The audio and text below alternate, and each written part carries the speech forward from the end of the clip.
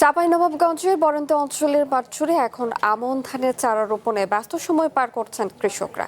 কেউ জমি প্রস্তুত করছেন, আবার কেউ ব্যস্ত রয়েছেন চারা রোপণের কাজে। তবে আষাঢ় শেষ হয়ে শ্রাবণ শুরু হলেও কাঙ্ক্ষিত বৃষ্টির দেখা মিলছে না, ফলে কাঙ্ক্ষিত ফলন নিয়ে দুশ্চিন্তায় কৃষকরা।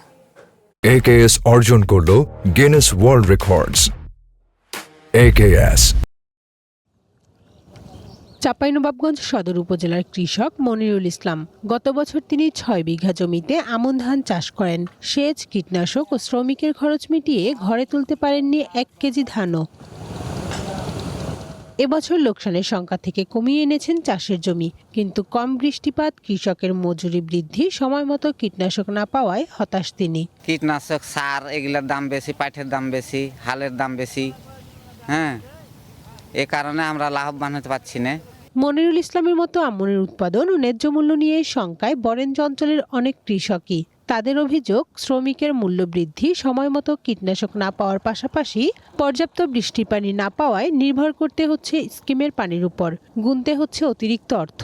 খরচাটা আপনার বেশি বেড়েছে, মোটামুটি নাইলে বিঘায় 2000 বেশি বেড়েছে। পাটের দাম বেশি, হালের দাম বেশি, আপনার ধরেন যে ধান বেচা পয়সা উঠে না, খোল সাহার পাওয়া যায় না, গোডাউনে সাহার দেয় না। আকাশের বৃষ্টিটা ভালো হওয়ার কারণে আমাদেরকে স্কিমভুক্ত জমি স্কিম মোটামুটি 1000 টাকা স্কিম দেওয়া লাগে। গত বছরের তুলনায় বৃষ্টিপাত কমেছে জানিয়ে ধান চাষে খরচ বাড়ার আশঙ্কার কথা জানিয়েছে বরেন্দ্র উন্নয়ন কর্তৃপক্ষ। বৃষ্টিটাকে কাজে লাগিয়েই মাথা খাটিয়ে আমাদের কৃষকদেরকে আমন ফসলটা রোপণ করতে হবে। যদি বৃষ্টির ঘাটতি আরও হয়ে যায়, সেক্ষেত্রে কৃষকদেরকে অবশ্যই কৃত্রিম সেচের ব্যবস্থা গ্রহণ করতে হবে। কৃষি সম্প্রসারণ অধিদপ্তরের তথ্য অনুযায়ী গত ৬ বছরের জুন, জুলাই ও আগস্ট মাসে গড় বৃষ্টিপাত ধারাবাহিকভাবে কমছে। এর প্রভাব পড়েছে বরেন্দ্র অঞ্চলের কৃষিতে। তবে জেলায় কীটনাশকের ঘাটতি নেই বলে জানিয়েছেন কৃষি বিভাগের এই কর্মকর্তা। মাঠ পর্যায়ের যারা উপসহকারী কৃষি কর্মকর্তাগণ আছে, তারা সর্বক্ষণিক কৃষকদের পাশে থেকে তাদেরকে পরামর্শ দিয়ে যাচ্ছে, যাতে কৃষকদের এই ফসলটা সুন্দর করে তারা ঘরে তুলতে পারে। এবার জেলায় ৫৩,৮০০ হেক্টর জমিতে আমন ধান আবাদের লক্ষ্যমাত্রা নির্ধারণ করা হয়েছে।